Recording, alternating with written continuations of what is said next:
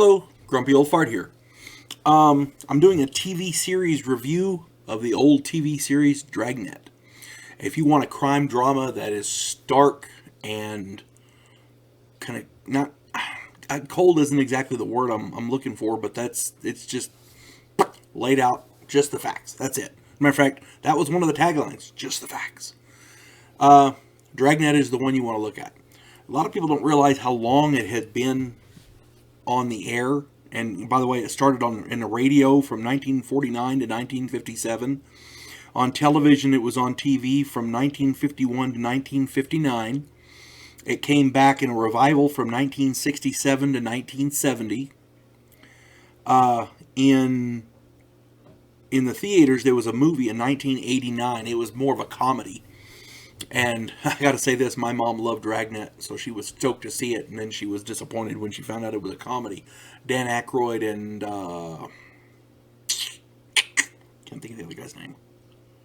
But Dan Aykroyd was in it, and I enjoyed it. I thought it was a good movie, funny. But she didn't like that they were making fun of Detective Friday. And so she wasn't a fan of it, but I did. I enjoyed it. And then in 2003, they did a short-lived revival called L.A. Dragnet. Different stars. Jack Webb starred in this. He played Detective Joe Friday, Detective Sergeant Joe Friday.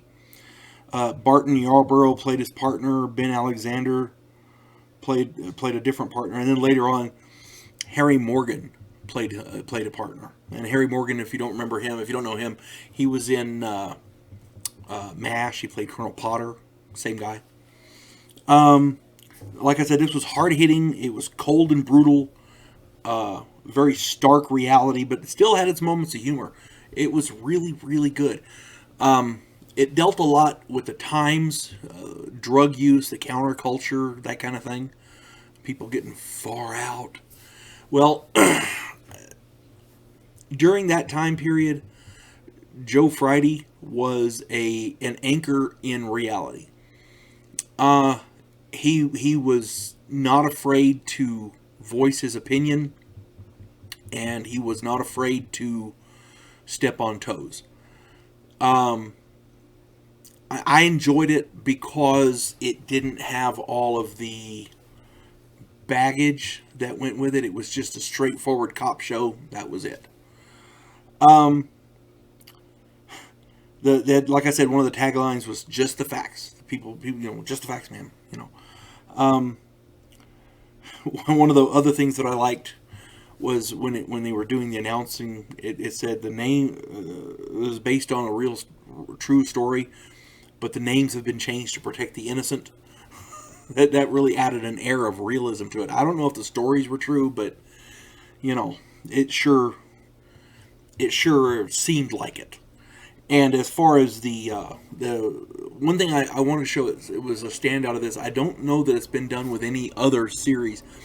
At the end of each episode, they showed the bad guys, the criminals, and they said, they showed this on such and such date, the trial was held, and blah blah blah blah, and so this guy was sentenced to blah blah blah blah, or whatever the outcome was. It actually showed it, so it had an air of reality to it, without being a reality show. You see what I'm saying?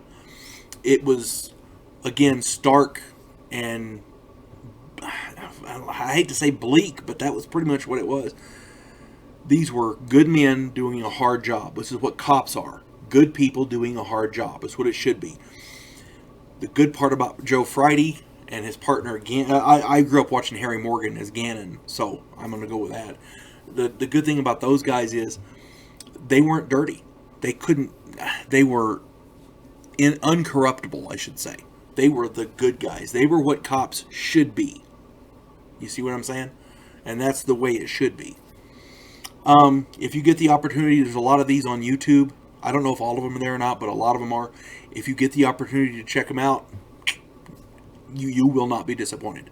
They're all good. There's not a bad episode in the bunch. So, again, Dragnet from 1949 to 1970. Really good program. Check it out. You folks have a good day. God bless one and all.